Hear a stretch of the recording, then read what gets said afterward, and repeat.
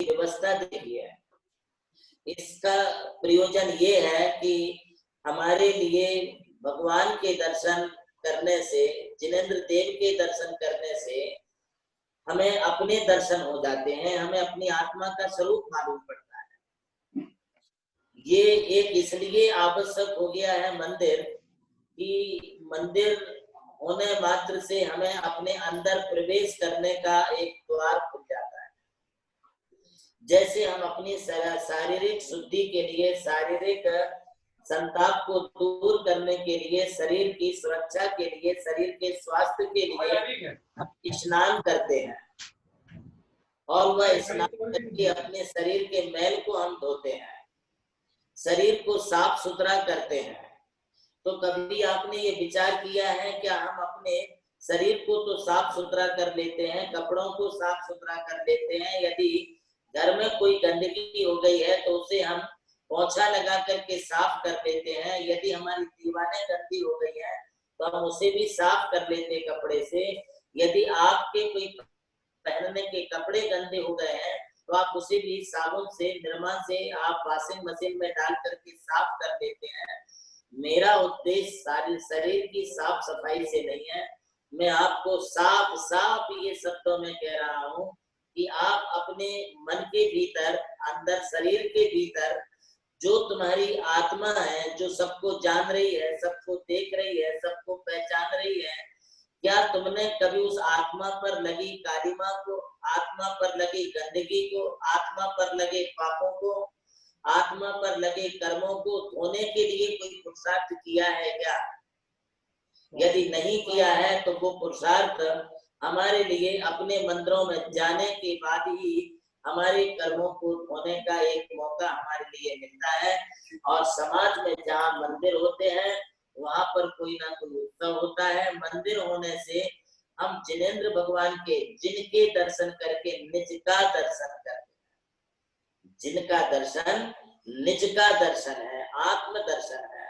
आप कैसे हैं, आप कौन हैं, आपको क्या होना चाहिए, आपको कैसे रहना चाहिए, आपको कैसा दिखना चाहिए, यदि आपको इस बात को समझना है ना, तो जिस प्रकार से चेहरे को देखने के लिए आपके समक्ष में दर्पण होता है, तो दर्पण को देख करके आप अपने चेहरे को देखते हैं और अपने चेहरे को, अपने फेस को हम सही करते हैं।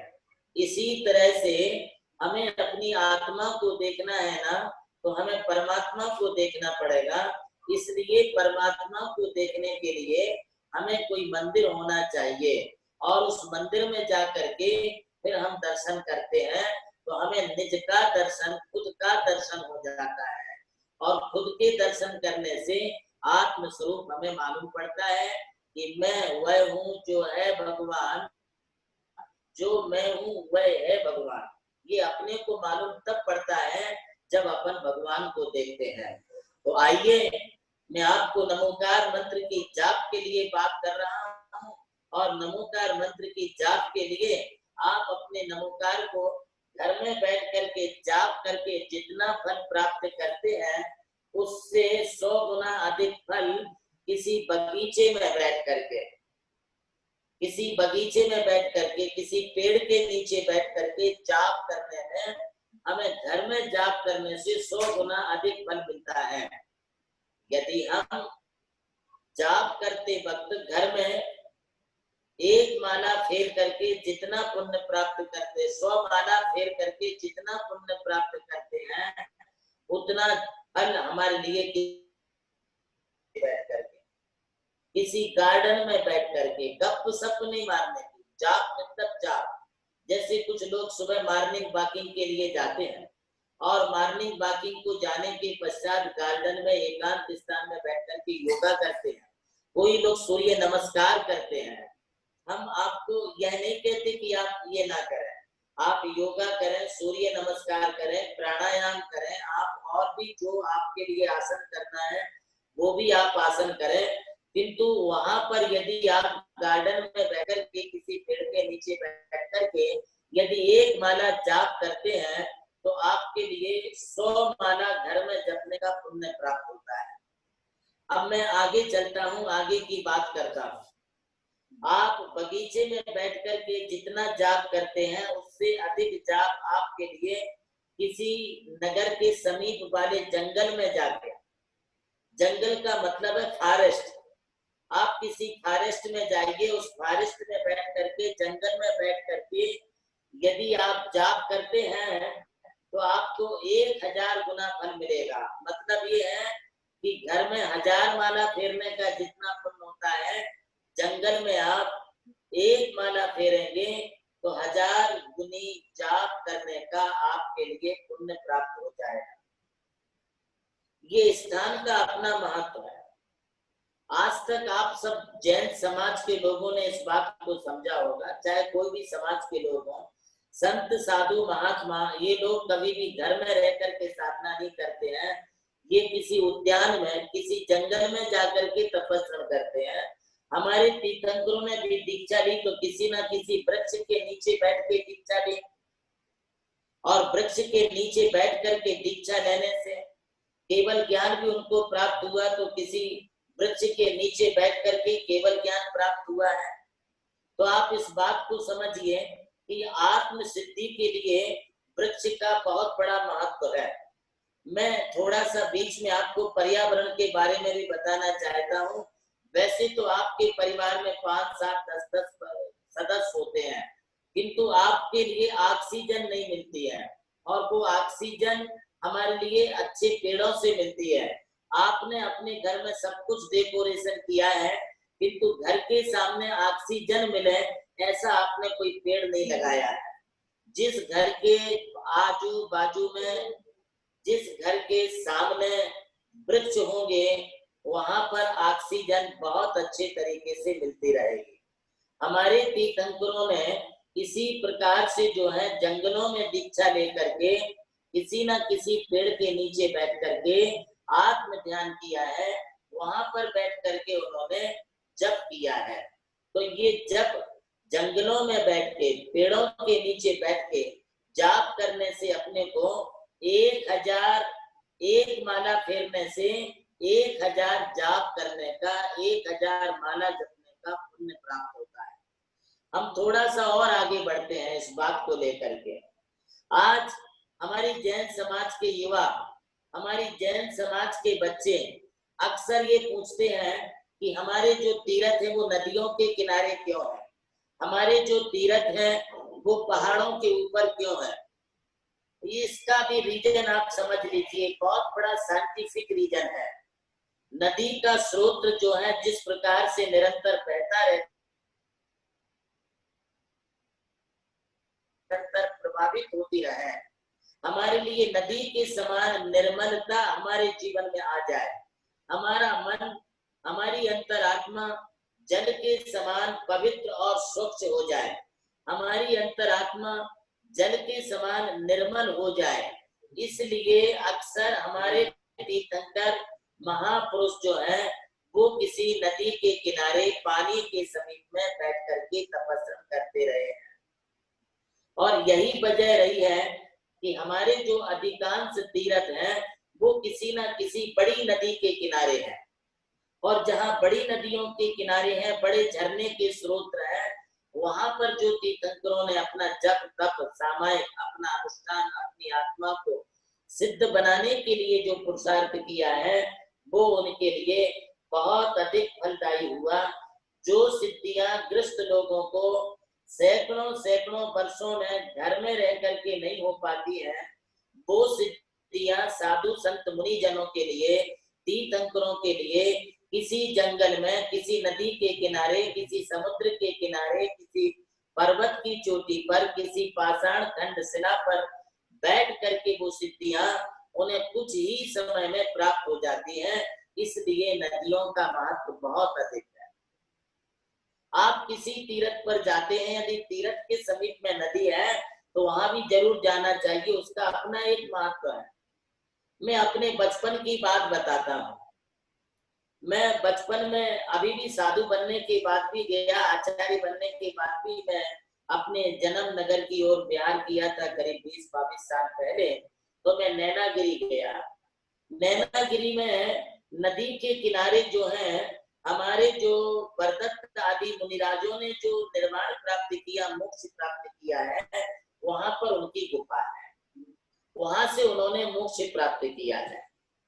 नदी के किनारे बैठ करके ध्यान साधना में बड़ी एकाग्रता बनती है। मेरा अनुभव है, मैं अपने जीवन काल में लगभग 70,000 किलोमीटर से अधिक प्रवास कर चुका हूँ, और इस प्रवास को करते हुए जहां कहीं मुझे बिहार में रास्ते में यदि नदी मिली, तो हम नदी के किनारे, नदी के समीप, नदी की चट्टान पर बैठ करके जब हम जाप करते हैं तो इतनी आत्म शांति, इतनी तसल्ली हमारे लिए मिलती है कि हम उससे शब्दों से वर्णन नहीं कर सकते।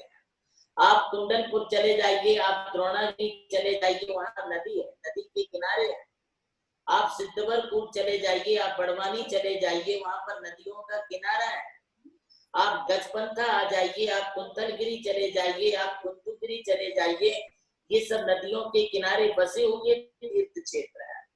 अच्छा, तो इन स्थानों पर, इन नदियों के उद्गम स्थानों पर, नदियों के प्रवाहित स्थानों पर, नदियों के समीप पर बैठ करके जो जाप की जाती है, वो जाप हमारे लिए जो है, अपने घर में जाप करने का जितना पुण्य होता है, उससे लाख गुना पुण्य किसी नदी के किनारे बैठ करके जाप करने से होता है। आप तीर्थ यात्रा करिए, किंतु तीर्थ यात्रा करते समय यदि आपको वहां पर आस-पास में नदी है, तो उस नदी के किनारे जाकर के भी एक आधा माला फेरने का प्रयास करो, आपको अनुभूति आएगी, अनुभव होगा कि इस स्थान से अनेक आत्माओं ने सिद्ध अवस्था को प्राप्त किया है। यही बात मैं आपके लिए कह रहा हूँ कि आज हमारे तीर्थंकरों ने पर्वतों की चोटियों से निर्वाण प्राप्त किया है। देखिए, गिरनार जी में 11,000 सीढ़ियां चढ़ करके नैनीनाथ भगवान वहां से मोक्ष गए। हमारे विद्यमान, हमारे जो 24 तीर्थंकर है, उसमें से लगभग 20 तीर्थंकर सम्मित शिखर जी से मोक्ष गए। भगवान आदिनाथ जो है वो कैलाश पर्वत से मोक्ष गए। आप मेरी बात सुन रहे हैं ना? भगवान वासुपूज्य जो है वो मंदारगिरी गंगा नदी के किनारे से मोक्ष गए, और भगवान महावीर स्वामी पावापुरी के मध्य सरोवर से मोक्ष को प्राप्त हुए। ये आत्मा को परमात्मा बनाने वाले ऐसे स्थान हैं। इन स्थानों पर हमें दर्शन करने का जो सौभाग्य मिलता है, पुण्य मिलता है, इस पुण्य के प्रताप को और पुण्य की महा महिमा को हम शब्दों से वर्णन नहीं कर सकते हैं। शास्त्र तो यह भी कहते हैं कि सारे तीर्थ बार बार, सम्मेद शिखर जी एक बार। जीवन में अनेक मंदिर और तीर्थों पर जाते होंगे, किंतु सम्मेद गढ़ गिरनार चंपा पावा पुरी कैलाश को पूजो सदा 24 जिन निर्वाण भूमि निवास। ये निर्वाण भूमियां हैं, ये पर्वतों के ऊपर है। पर्वतों के ऊपर जाकर के तीर्थंकरों ने, महापुरुषों ने इतनी साधना की है, और उस साधना के परिणाम स्वरूप वहीं से वो मोक्ष चले गए। कई लोग वंदना करते समय ये बोलते, भगवान आप कितने ऊपर जाकर के बैठे, जरा नीचे बैठ जाते हैं। भैया, मोक्ष का मार्ग, मुक्ति का मार्ग, तीर्थंकरों का मार्ग इतना सरल नहीं है कि सीधे साधे हमारे लिए कहीं भी चले और मिल जाए। यदि तीर्थंकरों को प्राप्त करना है, तीर्थंकरों के स्थानों को प्राप्त करना है, तो हमें भी ऐसे दुर्गम स्थानों पर जाकर के दर्शनों का भाव बनाना होगा, और उन दुर्गम स्थानों पर, पर्वतों की चोटियों पर हम बैठ करके जब जाप करते हैं, माला करते हैं, तब घर में फेरी गई 1,00,000 माला फेरने का जितना पुण्य होता है, उतना पुण्य एक माला किसी पर्वत की चोटी पर बैठ करके फेरने से मिलता है। ये आप अवश्य समझिए इस चीज को। मैं यह जो व्याख्यान दे रहा हूँ, मेरी आदत किसी प्रकार के मुक्तक, चुटकुले, व्यंग अथवा इधर उधर की बातें सुनाने का मेरा शुरू से भी मकसद नहीं है। मैं जब से प्रवचन देना प्रारंभ किया हूँ, तो मैं एक्चुअली धार्मिक बातों को सहजता में लोगों तक पहुंचाने की कोशिश करता हूँ। और आप इसको स्पष्ट समझिए कि आप, यदि आपके गांव के पास कोई पहाड़ी है, तो 2 किलोमीटर है, तो आप उस पर, आप क्या बोलते उसको, पहाड़ी चढ़ने को ट्रैकिंग। तो ट्रैकिंग करने के लिए बहाने से चढ़ जाइए ना पहाड़ी पर, और वहां चढ़ करके फिर आप बैठ करके नमोकार की जाप बैठिए। मेरा जन्म जहाँ हुआ है उस नगर भूमि में, जन्मभूमि में हमें 3 लाख मिलते थे। हमारे यहाँ गांव के बाहर नदी है, हमारे सारे दोस्त थे, नदी में नहाते थे, तैरते थे। मैं भी एक आध बार डुबकी लगाता था, तैरता था, मुझे बहुत शौक था। किंतु हमारे जितने साथी मित्र थे वे नदी में तैरते रहते थे। मैं नदी पार करके, पहाड़ी है, पहाड़ी की चट्टानों में जाकर के कहीं भी बैठ करके मैं माला फेरता था, तब करता था उस समय, जबकि हमारी उम्र बहुत से बहुत 12, 13, 14 साल की रही होगी। तब से मुझे ये शौक है। फिर नदी के किनारे जाना, नदी के बीच में कोई चट्टान है तो वहां बैठ करके, अंडरवियर रहता था, ऊपर से बदन पूरा खुला रहता था, हम जाप करने बैठ जाते थे। लोग मुझे चढ़ाते थे, अच्छा योगी है, त्यागी है, ये नदी के बीच में आके बैठ जाता है, ऐसा मुझे लोग बोलते थे। मैंने कहा बेटा तुम कुछ भी बोलो, मेरे को जो अच्छा लगता है मैं वही करूंगा। हमारे गांव के बाजू में अच्छी घनी पहाड़ी है, उस पहाड़ियों में, जंगलों में शेर, चीता आदि जानवर है। हम वहां जाकर के ध्यान के लिए बैठ जाते थे। लोग बोलते थे अरे यार कमाल की बात है, अपन आए घूमने के लिए, एंजॉय के लिए, और ये आकर के यहाँ पर माला फेरने लगता है। हमारे गांव के बाहर बहुत बड़ा ग्राउंड है, उस ग्राउंड में हम भी खेलते थे क्रिकेट वगैरह, किंतु हमारे जो साथी थे वो लोग खेलते रहते थे, और हम जो है उस ग्राउंड के आजू बाजू में जो पेड़ थे, जंगल था, वहां जाकर के दूर बैठ करके मस्त आराम से अपने ध्यान करने लगते थे। मुझे इन चीजों में बड़ा आनंद आता था। मैं भाई साहब आपको ये बता रहा हूँ कि ये जो नदी के किनारे, पर्वतों के ऊपर और किसी चट्टान पर बैठ करके जो जाप की जाती है, वो घर में 1 लाख माला फेरने का जितना पुण्य होता है, उतना पुण्य किसी नदी अथवा पर्वत की चोटी पर बैठ करके जाप करने का फल प्राप्त होता है। अब हम चलते हैं मंदिरों की तरफ। तो मंदिर हमारे आदर्श हैं। जिस समाज में मंदिर नहीं है और विकास के कोई चांस नहीं होते हैं। मंदिर ये हमारी समाज की उन्नति के लिए, मंदिर ये हमारी सांस्कृतिकता को बढ़ाने के लिए, मंदिर हमारे समाज के संस्कारों को प्रबल बनाने के लिए दर्शनों को अवश्य जाना चाहिए। और मंदिरों में जाने के उपरांत वहां भी हम बड़े भक्ति भाव के साथ, यदि मंदिर परिसर में कहीं हम बैठ करके जाप करते हैं तो वहां की गई जाप हमारे लिए करोड़ गुना फल मिलता। मतलब यदि मंदिर परिसर में, सुनिए, मंदिर परिसर में, मंदिर के परकोटे में, मंदिर के प्रांगण में, अभी आप मंदिर के अंदर नहीं है, किंतु मंदिर के प्रांगण में यदि कहीं बैठ करके आप जाप करते हो तो आपको करोड़ गुना फल मिलेगा। मतलब घर में 1 करोड़ माला जपने का जितना फल मिलता है, उतना फल हमें मंदिर के प्रांगण के किसी भी भाग में बैठ करके जाप करने से, 1 माला फेरोगे तो 1 करोड़ जाप करने का फल मिलेगा। ये महिमा है। अब और आगे चलिए, ये तो हम आपके लिए बात बता रहे हैं। जब आप भगवान के दर्शन का विचार करते हैं, रास्ते में चलते हैं, मंदिर पहुंचते हैं तो कितना फल मिलता है। तो हमारे शास्त्रों में लिखा है, जब चिंते तब सहज फला, लक्षा गमन करे, होय अनंता फल जबे, जब जिनवर दर्शे। जब आप भगवान के दर्शन का विचार करते हैं कि मुझे भगवान का दर्शन करना है, और आप नहाना प्रारंभ कर देते हैं, भगवान के दर्शनों के लिए आप नहाना प्रारंभ कर देते हैं, तो आपको 5 उपवास का फल मिलता है। और फिर नहाने के बाद आप अच्छे शुद्ध कपड़े पहन करके, हाथों में द्रव्य लेके अपने घर के बाहर निकल गए तो आपके लिए 10 उपवास का फल मिलता है। जब आप घर से मंदिर के लिए निकल गए और आधे रास्ते तक पहुंच गए तो 100 उपवास का फल मिलता है।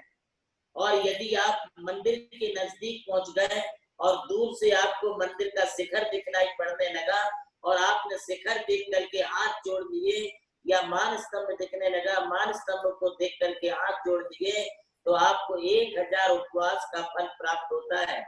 और जब आप मंदिर के प्रांगण में प्रवेश कर गए तो 1 लाख उपवास करने का फल प्राप्त होता है। और जब आप भगवान के समीप पहुंच जाते हैं तब आपके लिए अनंत उपवास का फल मिलता है। इसी तरह से जब मंदिर में अपन जाते हैं और भगवान के दर्शन करते हैं तो उस समय आप पूरा नमोकार मंत्र बोले, नमो अरिहंताणम, नमो सिद्धाणम, नमो आर्याणम, नमो वज्जाणम, नमो लोहि संसावरम, ऐसा आप पूरा बोले। ऐसो पंच नमो यारो सब पावक विनाशनो मंगलाणम च सर्वेशिम परमम अभय मंगलम, ये पूरा बोले। इसके बाद चत्तारी मंगलम वाला पाठ बोले, चत्तारी लोग उत्तम वाला बोले, और उसके पश्चात आप चत्तारी शरणम पहुंच जाने वाला ये पाठ बोल करके पहले आप बिना द्रव्य चढ़ाए ऐसे ही आप नमस्कार कर लें। और नमस्कार करने के बाद जो है फिर आप 3 फेरी मारें, 3 परिक्रमा करें, और 3 परिक्रमा करने के बाद आप सामने साक्षात जिनेंद्र भगवान को देखें, और देखते हुए जो है उनका गुणानुवाद चिंतन करते हुए हाथ में जो द्रव्य है उसे आप भगवान के समीप 5 पुंज के रूप में या 9 पुंज के रूप में या फिर 3 पुंज के रूप में चढ़ा के आप फिर उन्हें नमस्कार करें। फिर 24 तीर्थंकरों का जय जयकार करें। देव दर्शन आदि की जो विधि है मैं अलग से कभी आपसे बात करूंगा, तब मैं आपको बताऊंगा। अभी मैं आपको ये कह रहा हूँ कि जब आप फुर्सत में हो जाए, भगवान के दर्शन पूजा पाठ करके फुर्सत में हो जाए, उस समय आप अपना फेस भगवान के फेस के सामने कर दीजिए। बिल्कुल जैसे दर्पण के सामने आप अपना चेहरा करते हैं तो आपका चेहरा उस दर्पण में दिखने लगता है, और जब दर्पण में आप देखते हो तो आपको फिर दर्पण नहीं दिखता, फिर खुद का ही चेहरा दिखता है। मैं आपको ये कह रहा हूं कि फिर आप उस समय जो है साक्षात अपना चेहरा सीधा भगवान की मूर्ति के सामने कर दीजिए। जिस भी तीर्थंकर के आपके दर्शन में और चित्त लगता है, मन लगता है, उनकी तरफ अपना फेस करके बैठ जाए। माला आप हाथ में ले लें, आप किसी अंगुली पर, चाहे वो अनामिका पे ले लें, चाहे मध्यमा पर ले लें, चाहे वो आप तर्जनी पर ले लें, अंगूठे पर भी जाप की जा सकती है या फिर कनिष्ठा पर भी जाप की जा सकती है। इनके फल अलग होते हैं, मैं चर्चा अलग से करूंगा। भगवान के समक्ष नमोकार मंत्र की एक माला फेरने से घर में फेरी गई अनंत मालाओं से भी अधिक फल हमारे लिए प्रदान करता है। इसलिए एक माला तो भगवान के नाम की भगवान के समक्ष फेरने की बनती है, उसे आप अपने चैत्यालय में फेरे, चाहे आप भगवान के समीप मंदिर में फेरे, इसका बड़ा लाभ मिलता है। इसलिए ये स्थान के जाप का महत्व है। जब भगवान के समीप बैठ करके हम जाप करते हैं तो अनंत गुना फल अपने लिए प्राप्त हो जाता है। देखिए कितनी महिमा इस नमोकार महामंत्र की है। आप लोग सोच रहे होंगे कि इतने बड़े आचार्य होकर के और नमोकार मंत्र की बात कर रहे हैं। भैया आज जो चीज मूलभूत आपके जीवन के लिए जरूरी है ना, जो आपने 50 साल में अर्जित नहीं कर पाई, वो आपको मैंने इस कोरोना के दरमियान अपने प्रवचनों के माध्यम से बताने की आपको कोशिश कर रहा हूँ। दूसरी बात ये है कि नमोकार जपने के लिए ना कोई चिन्हवानी चाहिए, ना कोई शास्त्र चाहिए, ना कोई बहुत बड़ा ज्ञान चाहिए। इस नमोकार के लिए कोई भी जाप कर सकता है, किंतु कहाँ कैसे कब करना चाहिए ये विधि आप जानते नहीं है। इसलिए इस विधि की चर्चा मैंने आपसे की है। आप बड़े ही पवित्र मन के साथ स्थान का चयन करके फिर आप जो है जाप करने का मनोदय बनाएं, आपके लिए बहुत अच्छा लगेगा। मैं आपको बता दूं, समाज बहुल ये क्षेत्र है। आज हमें देखने वाले अनेक लोग जो है यहाँ पर बैठे हुए हैं हमारे सामने जूम पर। यदि आप टीवी पर किसी का प्रवचन सुनते तो सिर्फ महाराज ही सुनाई पड़ते, या फिर जो लोग वहां बैठे वो दिखाई पड़ते, तुम दिखाई नहीं पड़ते। किंतु आज आप हमें दिखाई पड़ रहे हैं और मैं आपको दिखाई पड़ रहा है। बोलो दिखाई पड़ रहा है कि नहीं? ये ललित भाव तो उसमें दिखा ही नहीं मुझको।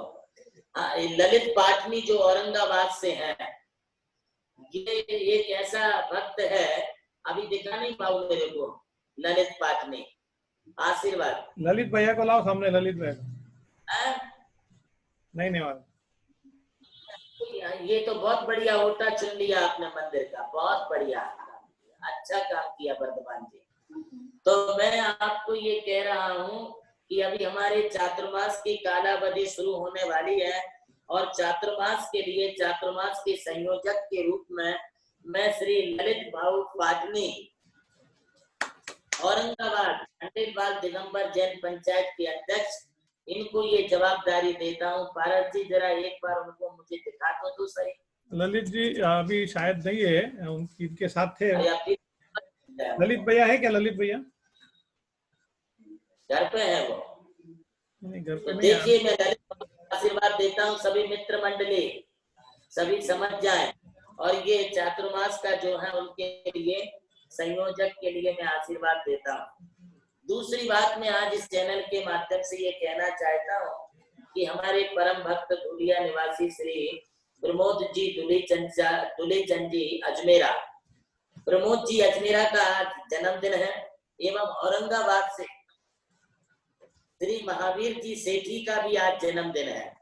इन दोनों महानुभावों को भी मैं आज अपना आशीर्वाद प्रदान करके बधाई देते हुए अपने प्रवचनों को यहीं पर विराम देता हूँ। महावीर भगवान की जय।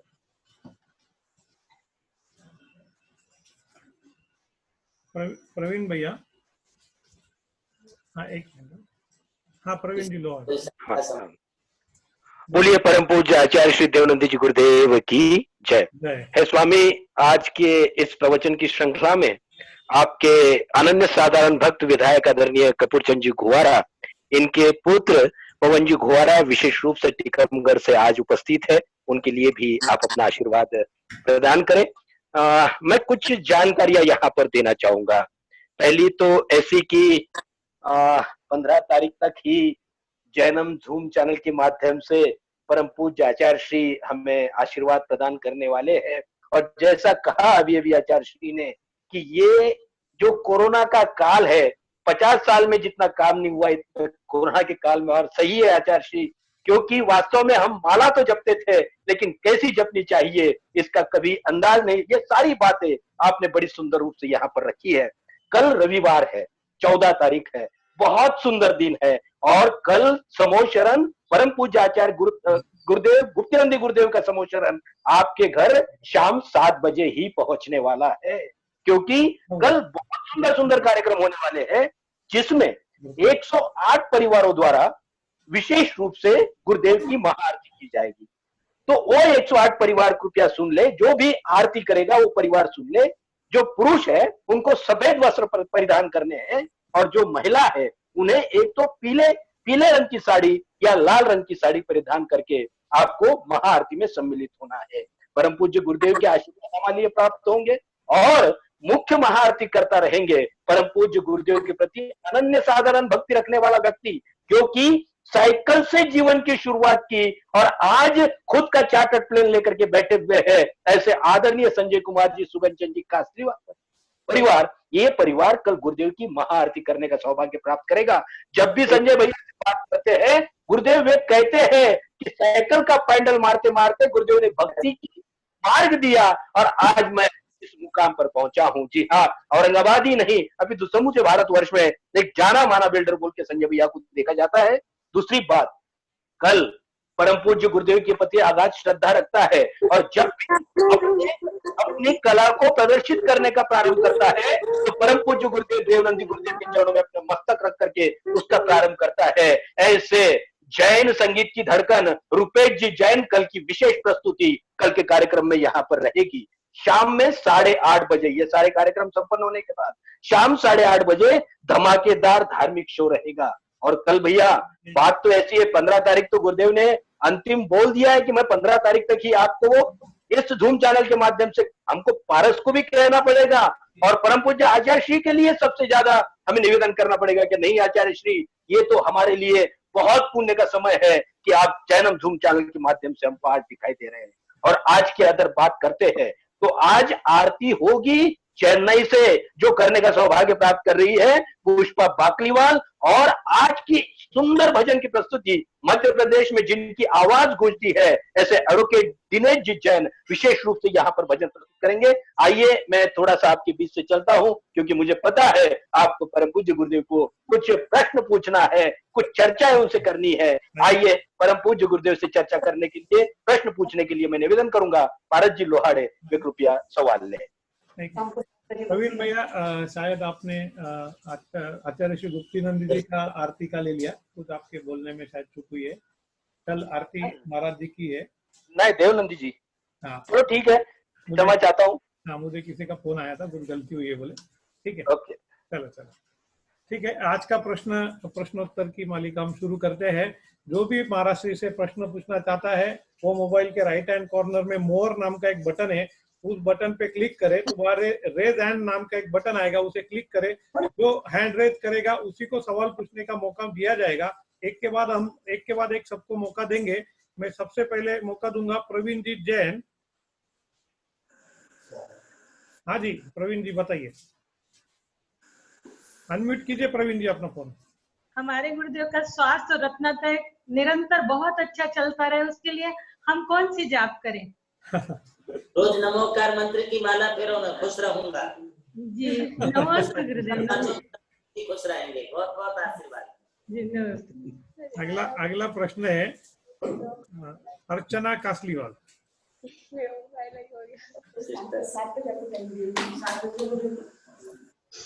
बोलिए अर्चना जी। नमस्ते गुरुदेव। गुरुदेव, हमें रिक्ता तिथि में उपवास करना चाहिए या नहीं करना चाहिए?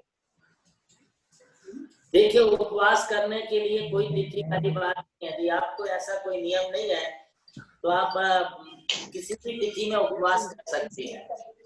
जितना तिथि में भी कर सकते, उसमें कोई दिक्कत नहीं है। अगर कर रहे तो कोई वांधा नहीं। अच्छा है, अच्छा है। अच्छा, नमस्ते। अगला प्रश्न है पवन जी गुवारा। पवन जी, दो मोबाइल चल रहे होंगे तो एक बंद कीजिए।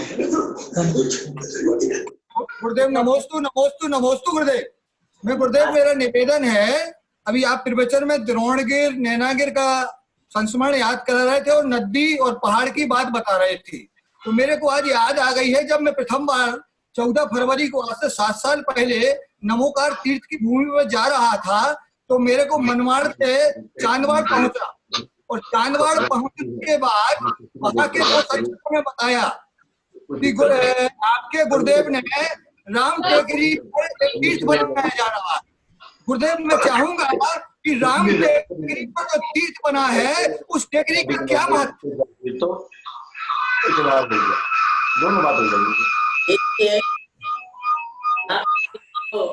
पहाड़ियां हैं, यहाँ की जो स्थान है, ये मांगी तुंगी और गजपंथा, इन दोनों सिद्ध क्षेत्र के बीच की पहाड़ियां हैं। होता है कि यहाँ अनेक मुनिराजों ने तपस्या की है। यहाँ से अनेक मुनिराजों ने अपनी आत्म सिद्धि करके केवल ज्ञान को प्राप्त किया है, मोक्ष भी प्राप्त किया होगा। जिस जमीन पर हमने ये क्षेत्र बनाया है, ये राम टेकड़ी है।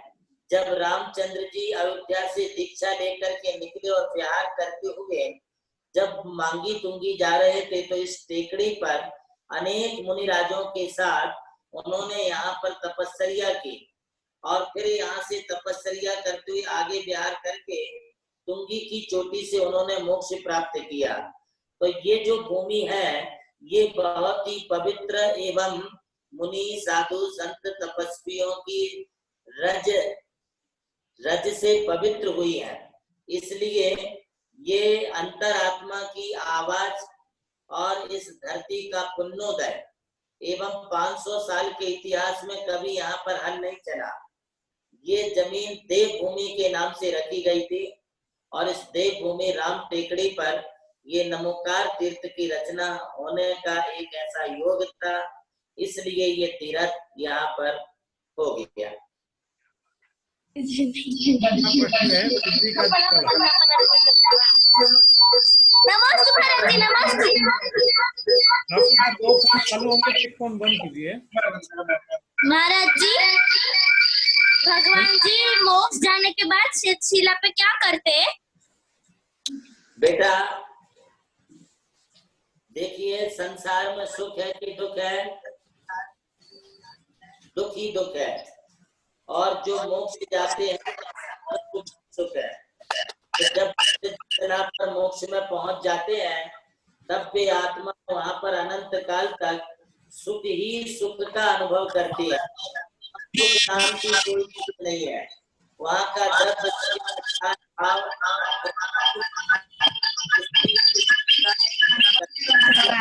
अनुभव करते रहते हैं। अगला प्रश्न आरती कासलीवाल। बोलिए आरती जी।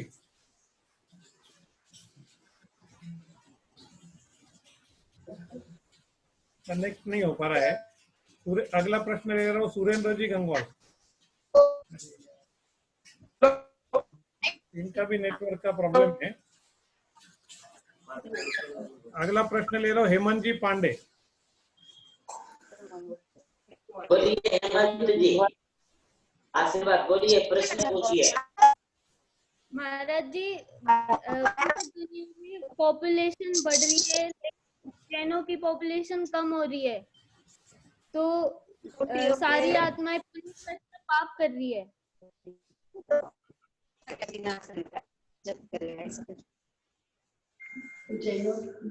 आप प्रश्न पूरा नहीं कर पाए, किंतु मैं आपका प्रश्न समझ गया हूँ बेटा। ऐसा है कि जैनों की पॉपुलेशन कम हो रही है। कम होने के पीछे कारण ये है कि पहले लोगों में कोई प्रतिबंध नहीं था। जो भी जीव संसार में जन्म लेता है वो अपने पुण्य से जन्म लेता है और अपने पुण्य और भाग्य से अपने जीवन की तरक्की करता है। पहले जमाने में आज से 50-100 साल पहले लोग यही सोच करके कि हर जीव आएगा वो अपने अपने पुण्य और भाग्य से आगे बढ़ेगा, इसलिए परिवार बहुत ज्यादा होते थे। अब आजकल लोग जो है वो एजुकेटेड तो हो गए, किंतु धार्मिक ज्ञान उनको रहा नहीं। और एजुकेटेड होने के बाद पहले कहने लगे कि हम दो हमारे दो, ऐसा करके सिर्फ 2 ही बच्चे पैदा करते थे। और अभी तो इतना अधिक मॉडर्न युग आ गया है कि हम 2 हमारा 1। यदि यह पोजीशन चली तो फिर हमारी जैन समाज का पॉपुलेशन और भी कम हो जाएगा। इसके लिए हमें क्या करना है? हमें यह करना है कि हम धर्म से चलें, पुण्य के कर्म करें और पुण्यवान जीव ही संसार में पैदा हो, ऐसा भाव रख करके चलें, तो फिर हमारा जैन पॉपुलेशन बढ़ेगा। और जैन पॉपुलेशन बढ़ेगा तो जैन धर्म की प्रभावना बढ़ेगी। संसार में जैन धर्म बढ़ेगा तो सभी जीव सुखी और समृद्ध रहेंगे। इसलिए पॉपुलेशन कम करने के चक्कर में किसी के भी पेरेंट्स ने नहीं जाना। हर पेरेंट्स ने जो है उनके भाग्य पर छोड़ दो। सबके अपने भाग्य से होता है और अपने अपने भाग्य से भी ऊपर बढ़ते रहते हैं। अगला प्रश्न। सॉरी, अगला प्रश्न संगीता जी बढ़ जाता है। संगीता जी बोलिए। बोलिए संगीता जी। अनम्यूट कीजिए अपने आप को। अनम्यूट का बटन दबाइए आपके मोबाइल पे। हाँ बोलिए आप। नमोस्तु गुरुदेव, नमोस्तु गुरुदेव। आशीर्वाद। गुरुदेव मैं इस गुरुदेव मैं इस वेला में पूछना चाह रही हूँ कि हम लोग सब कोविड के चपेट में आ गए हैं, तो कौन से जाप मंत्र करें ताकि हम सुविधा से निकल सकें?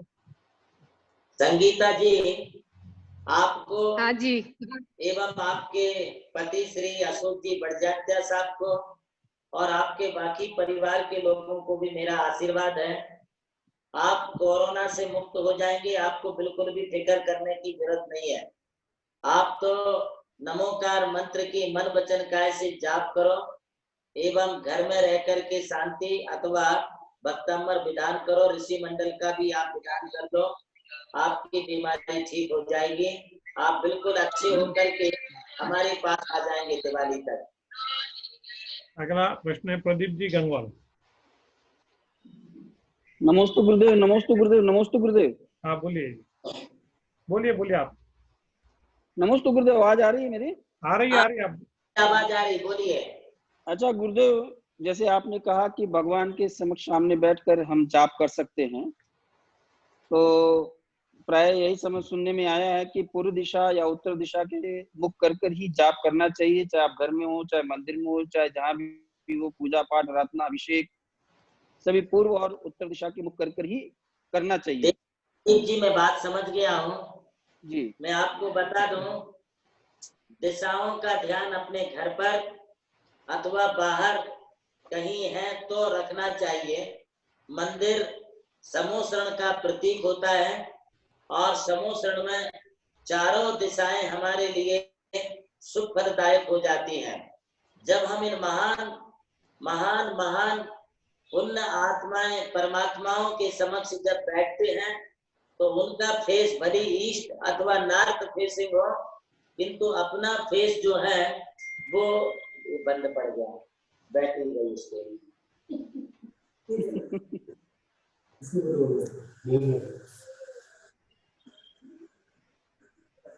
आवाज आ रही है आपकी? आवाज। हाँ, तो मैं आपको ये कह रहा हूँ कि आप जो है मंदिर समोसरण का प्रतीक है, तो समोसरण के प्रतीकात्मक मंदिर में जो है आप चारों दिशाओं को शुभ मान करके चलें। भगवान के समक्ष, गुरु के समक्ष हमारे लिए दक्षिण और पश्चिम भी मंगल हो जाती है, क्योंकि ये इतने पावरफुल है कि तुम्हारे लिए जो है सभी अनर्थों से बचा देती है। आपको अपना मुख घर वालों की तरफ नहीं, अपना मुख भगवान की तरफ करना है, अपना मुख गुरु की तरफ करना है। प्रदीप जी समझ गए ना? आप अपना मुख गुरु की तरफ करो, भगवान की तरफ करो, तुम्हारा कल्याण होगा। आशीर्वाद।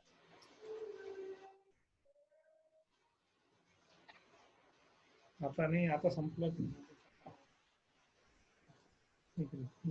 अगला प्रश्न पारस जी। हाँ महाराज जी, प्रश्न तो बहुत सारे हैं लेकिन समय लेट हो रहा है, तो आज प्रश्न की अपन यही खत्म करते हैं। एक लास्ट प्रश्न मैं दे देता हूँ, पवन जी पाटनी।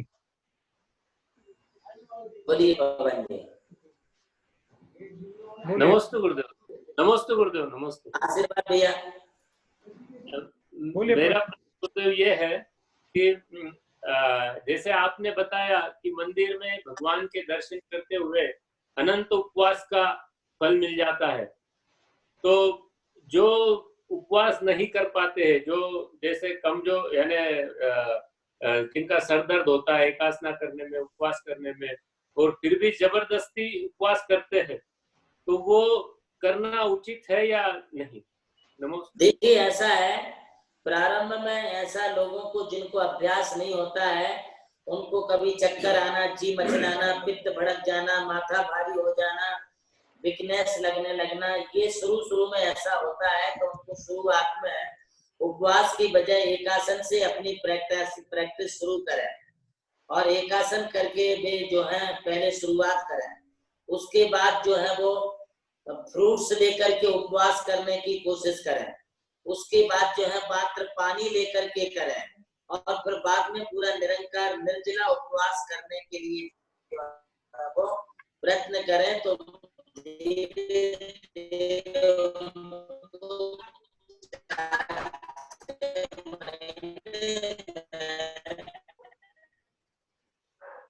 साल भर में निरंकार निर्जला उपवास करने की भी आदत हैबिट हो जाएगी और उनको खुद प्राप्त कर लेंगे। ऐसा नहीं है, ये मंत्र की जाप जपने का, भगवान के सम्मुख बैठने का ये महत्व है।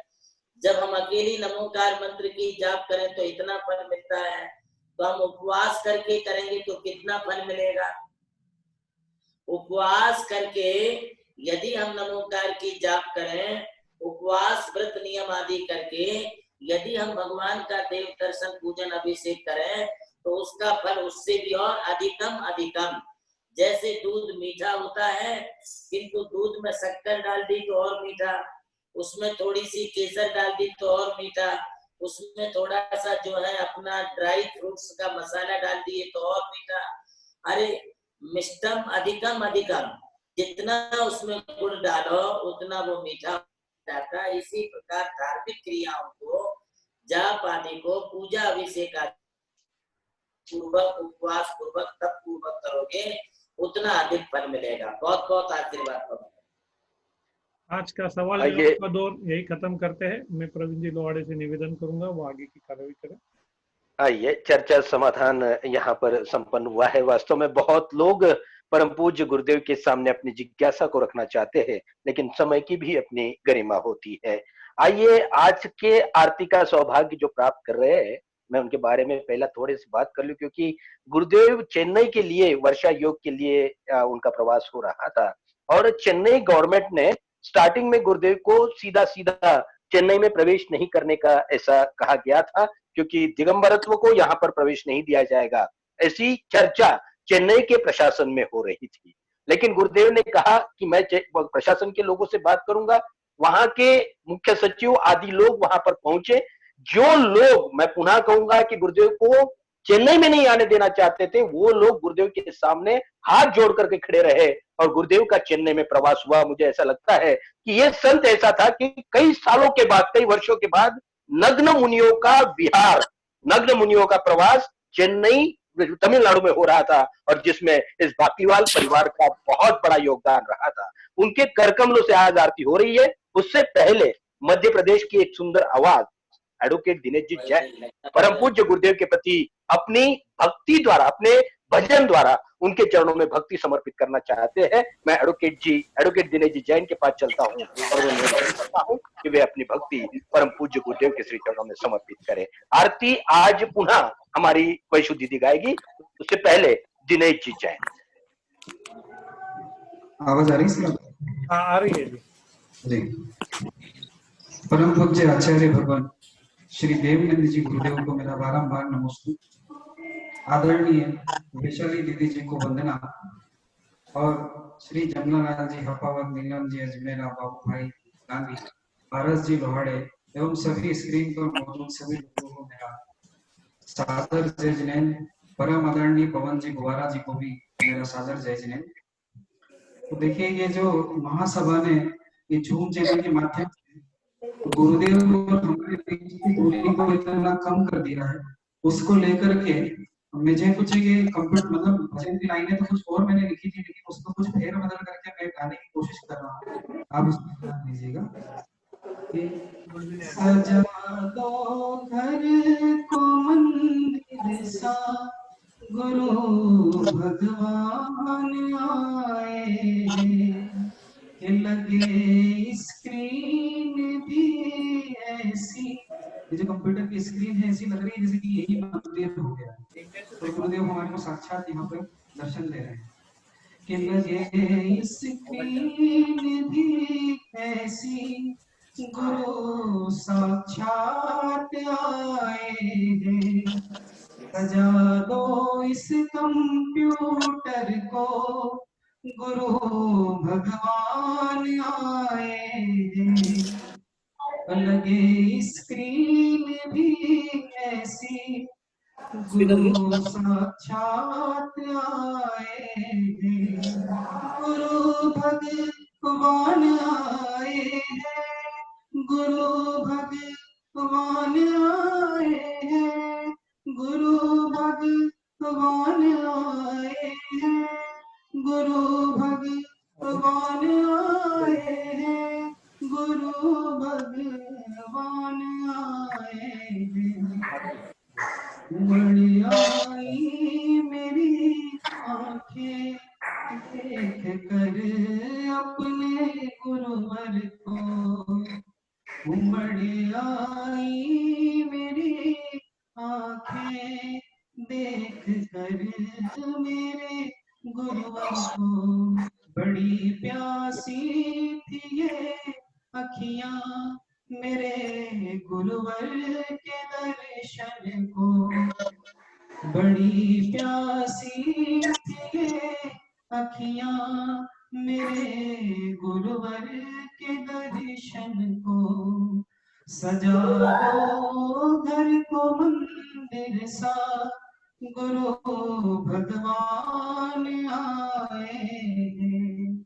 पखारो इनके चरणों को, सजा कर भाव की गंगा। पखारो इनके चरणों को, बहाकर भाव की गंगा। बहाकर भाव की गंगा। निहारो मेरे गुरुवर को, निहारो मेरे गुरुवर को, सजा कर भावों की कलियां। निहारो मेरे गुरुवर को, सजा कर भावों की कलियां। सजा दो घर को मंदिर सा, गुरु भगवान आए। और इसमें गुरुदेव के लिए मैंने कुछ 4 पंक्तियां लिखने की कोशिश की है। पंक्तियां कुछ इस प्रकार है कि नमोकार पर देव नंदी गुरुदेव। नमोकार तीर्थ पर देव नंदी गुरुदेव। इनके चरण दबा करके चलो करे हमसे। नमोकार तीर्थ पर देव नंदी गुरुदेव। इनके चरण दबा करके चलो करे हमसे। गुरुवर का ले आशीष, चरणों में उनके झुकाशी। नमोकार तीर्थ पर देव नंदी गुरुदेव। उनके चरण दबा करके चलो करे। जय जय गुरुदेव, जय जय गुरुदेव, जय जय गुरुदेव, जय जय गुरुदेव। गुरु करते हैं साधना जग से विरक्त होकर। आओ कर ले हम गुरु सेवा, गुरुवर चरण में रम कर। गुरुवर चरण में रम कर।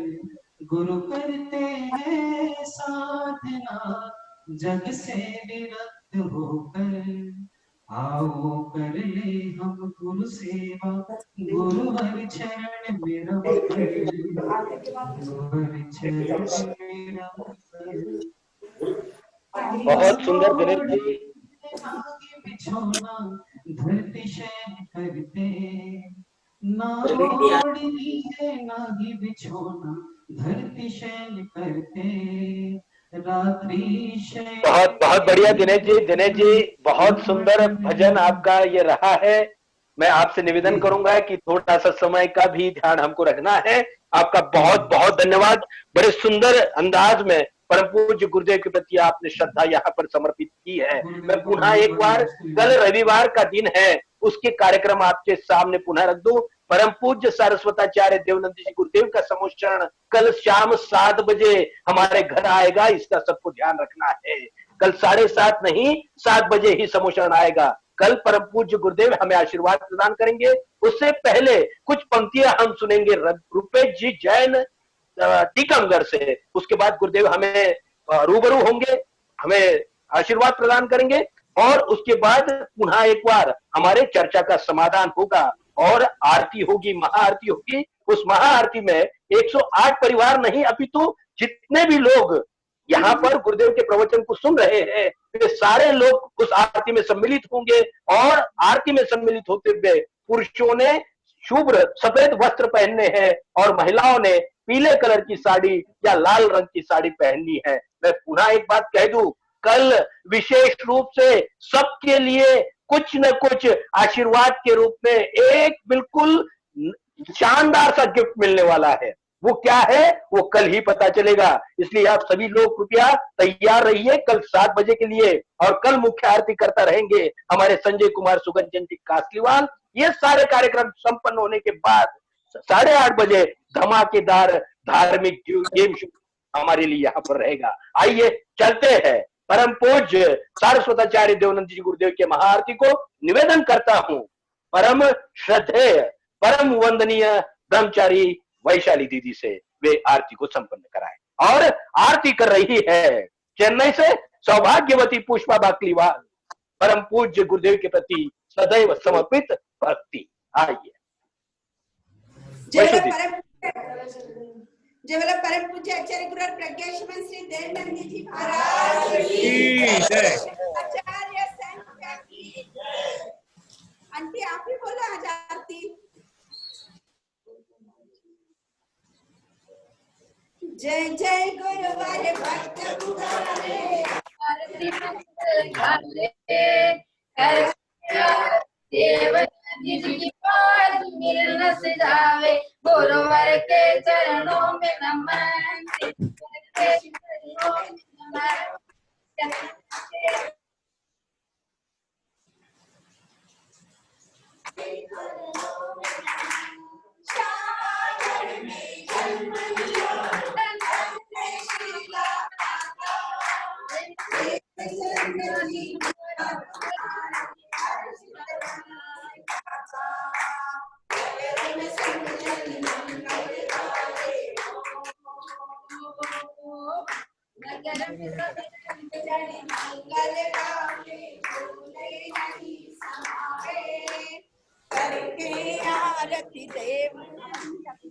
और आदरणीय न्यायमूर्ति कैलाश चंद जी चांदीवाल साहब भी आज की सभा में दिख रहे हैं।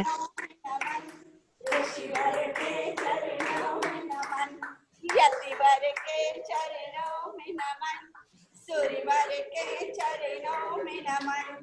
सूरज साहे तेज आपका, नाम मुखार मन भाया, बचपन आई जवान, कर से मन अकुलाया। ये सब कुछ तो नाशवान है,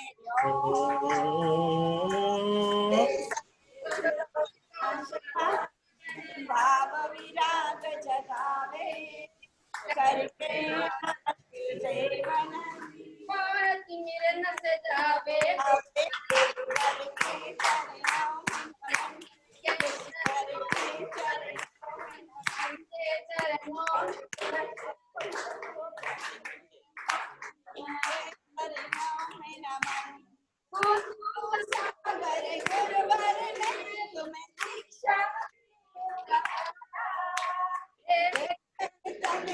कोमलता देवानंद के पुकारा,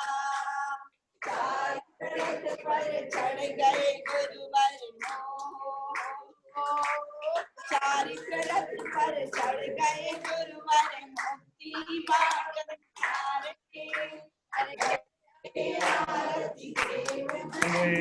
मोहति किरण सिझावे, चरणों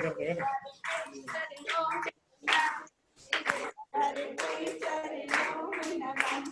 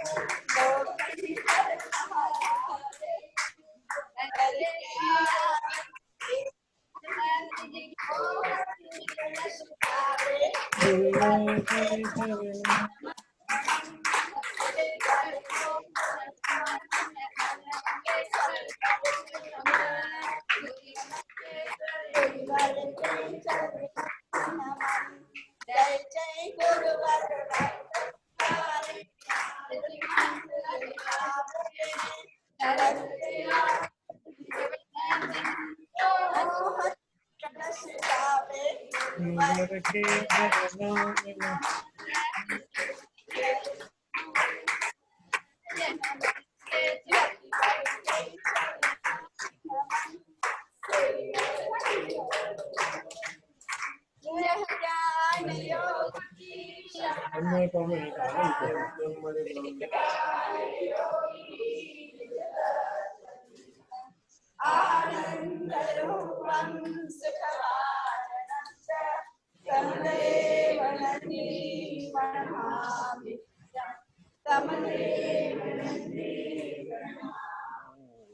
जय बोलो परम पूज्य आचार्य गुरु प्रज्ञाशमन श्री देवनंदी जी महाराज की जय। जय बोलो आचार्य जय जय। पारस भाई एक मिनट। हाँ जी बोलिए। जय जय गुरुदेव। मैं पुनः रविवार के कार्यक्रम के बारे में आपको बता दूं। रविवार की धर्म सभा को प्रारंभ होगा 7 बजे शाम को। ध्यान रहे 108 परिवारों द्वारा विशेष रूप से आरती होगी, जिसमें जो पुरुष सम्मिलित हो रहे हैं उन्हें शुभ्र सफेद रंग के वस्त्र पहनना है, और जो महिलाएं सम्मिलित हो रही है उन्हें पीली साड़ी या लाल रंग की साड़ी पहननी है बस। और मुख्य आरती करता रहेंगे संजय कुमार सुगंचंद कास्तीवाल परिवार। और विशेष रूप से कल जैन संगीत के जिसे जैन संगीत की धड़कन जिन्हें कहा जाता है, ऐसे रुपेश जी जैन हमारे बीच रहेंगे। परम पूज्य गुरुवर के प्रति अपनी सुंदर आवाज में भक्ति समर्पित करेंगे। और 8:30 बजे पुनः धमाकेदार धार्मिक गेम्स यहाँ पर रहेगा। कल के रविवार के साधु सम्मेलन में, कल की सभा में सम्मिलित होने वाले लोगों के लिए विशेष रूप से एक उपहार का नियोजन है, योजना है, उसकी भी कल घोषणा की जाएगी। अतः अभी मैं पारस भाई से निवेदन करूंगा, जिनके माध्यम से हमें इस वर्तमान के तीर्थंकर को सुनने का सौभाग्य मिल रहा है, ऐसे पारस जी से निवेदन करूंगा कि सभी के ताकि परम पूज्य गुरुदेव के चरणों में सभी का नमोस्तु उनकी चरणों में समर्पित हो सके। आइए पारस जी। नमोस्तु गुरुदेव। सबसे पहले मेरा नमोस्तु गुरुदेव। आज हम लोग नमोस्तु का कार्यक्रम आज के लिए रोक दिया गया है, क्योंकि आज से रोज 8:30 से 9 बजे तक बच्चों की पाठशाला इस चैनल पर शुरू हो रही है। अभी तुरंत हम लोग पाठशाला की ओर जा रहे हैं, तो आज सभी से मैं माफी चाहूंगा। और हम लोग अभी पाठशाला शुरू कर रहे हैं। मैं पूर्वी जी से निवेदन करूंगा कि वो बच्चों की पाठशाला, मस्ती की पाठशाला शुरू करें। पूर्वी जी शाह, मुंबई। नाम है मस्ती की पाठशाला, लेकिन काम है धर्म की पाठशाला। पूर्वी जी। नमोस्तु गुरुदेव, नमोस्तु गुरुदेव, नमोस्तु गुरुदेव और नमोस्तु गुरुदेव, नमोस्तु गुरुदेव, नमोस्तु गुरुदेव। मैं आचार्य श्री को बता दूं, पिछले 2 महीने से लगातार जैनम सर पे बैठे हो, उनको कुछ ज्ञान देने का हम यत्न कर रहे हैं। गुरुदेव हमें आशीर्वाद दीजिए, सब बच्चे उसमें सफल रहे।